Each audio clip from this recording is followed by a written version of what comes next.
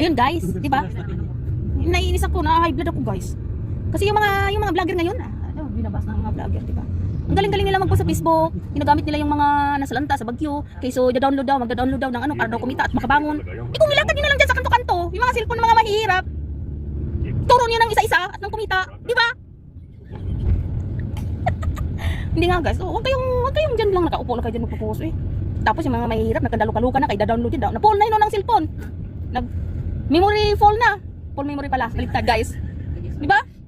Tuloy, nakaka-stress kayo sa mga mahihirap. Ang gagawin nyo, payo ko sa inyo, maglakad kayo. Puntahan nyo isa-isa yung may mga cellphone. Kung walang cellphone, bigyan nyo. Ganun yun. Tapos, turuan nyo kung paano kumita. Hindi ka nakaupo kayo dyan. Iluluko nyo mga nasalanta. Okay?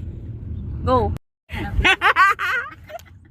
Tapos guys, i-share nyo ang aking video guys para malalaman ng mga nagpo-post na yan guys. Ginagamit nila yung mga nasalanta. Totoo yan. Marami na rin akong na-download sa ginagawa nila para daw kumita. Doon pala pagdating doon wala naman. Kaya kasi hindi namin alam. Di maganda ituturo nyo, di ba?